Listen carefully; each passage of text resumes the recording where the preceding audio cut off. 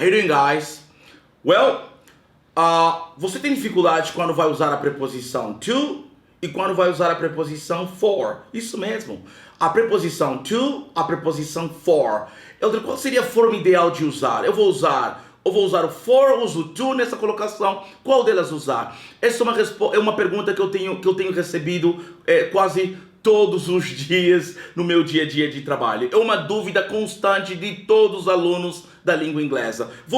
Quando eu vou usar o for, vou usar o to, é muito complexo, eu nunca sei usar. Quando usar? Então, se você quer entender um pouquinho mais de como usar essas duas preposições, eu convido você a não sair dali. Ok, guys? So there we go. Guys, my name is Elder Malenger and I am your English professor. Yes, I am your English professor and you know how we do, baby. You know how we do. Let's get some knowledge. All right.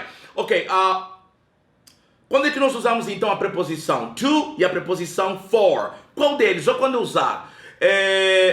Eu direi para vocês aqui 2 exemplos e baseado nesses 2 exemplos, aí vai surgir a minha explicação. Primeiramente, eu quero dizer o seguinte para vocês. A preposição to é uma preposição de... Vamos lá. A preposição to é uma preposição que a gente fala de direction. É uma preposição de direção. Isso, direction, é um para, que nós traduzimos na língua portuguesa como para, porque na verdade a grande dificuldade que existe é pelo fato de que na língua portuguesa ambos significam a mesma coisa. Para. Aí eis a questão. Aí você olha no dicionário. For, para. To, para. Oh my God. When I use, which one is which? Yeah. Então essa tem sido a grande dificuldade que as pessoas têm. Então vamos lá. Vamos ajudar a entender. Vamos tentar entender isso de uma forma simples, direta e descomplicada. Então vamos lá. A preposição for, a preposição to é uma preposição de direção. A preposição for, it is a possession. É uma preposição de posse. Ela tem uma conotação de posse. Então, o to é um para de direção, o for é um para de posse. Vou dar aqui 2 exemplos para vocês que eles vão ajudar vocês a enxergar isso de uma forma simples, direta e clara. For example, let me go. I'm gonna put the first example would say, give the book to elder. Give the book to elder. Primeiro exemplo, give the book to elder. Segundo exemplo, give the book for elder. Alright, give the book to elder, give the book for elder. 2 exemplos que ambos estão corretos. Porém, eles têm conotações e compreensões totalmente diferentes. É isso mesmo, a conotação é totalmente diferente. Quando eu digo para você, lembram? Preposição de direção, estou direcionando algo ao elder. Então quando eu digo para você assim, give the book to elder, ou seja, dê o livro ao elder, para o elder, no contexto de entregar. É isso, porque o livro está sendo direcionado a mim. Que o livro está sendo direcionado, que seja entregue a mim. So I would say, give the book, ok? Give the book to elder. Entregue ou dê o livro, supostamente, para o elder ou ao elder. É mais ou menos nessa compreensão. É para que, give the book to elder, para que o livro seja entregue a mim. Agora, quando você diz, give the book for elder, é posse. O livro está me sendo presenteado. Vocês estão me dando o livro está sendo dado a mim como presente, ok? Então quando eu digo para você, give this book for elder. Então, se eu pego um objeto e digo assim, give this to your father.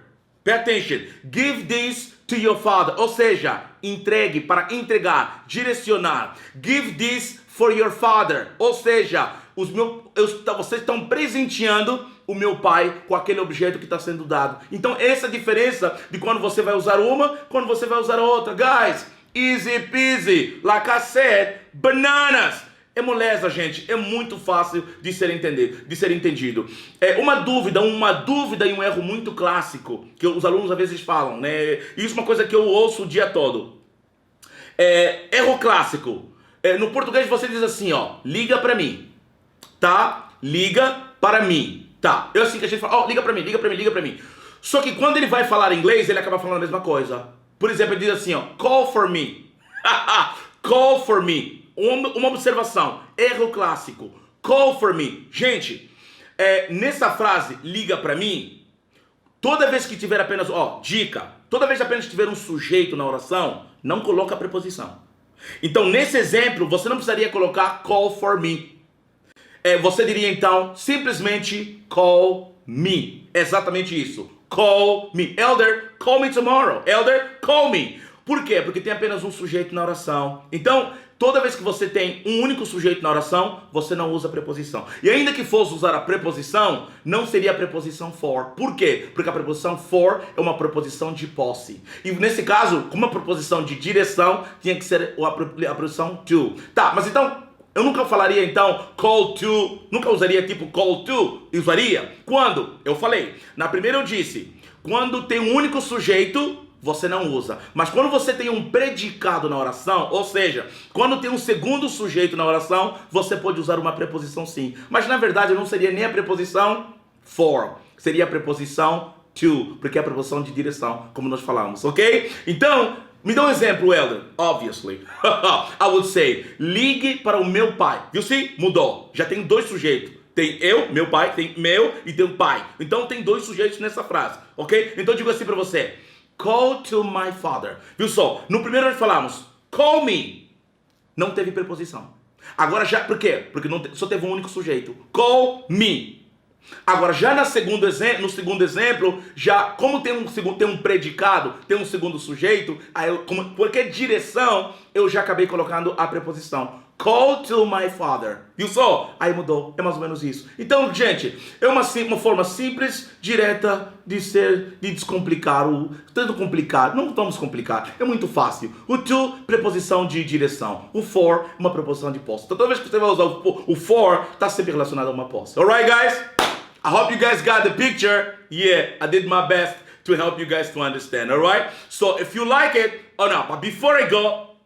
I just wanna say, se você gostou do nosso vídeo, dá um joinha. E se você ainda não faz parte da nossa família Inglês com Elder Malenga, eu convido você a fazer parte da nossa família Inglês com Elder Malenga. Okay, guys? I hope you guys love it. I hope you guys got the picture. Like I said, have a good one. God bless you all.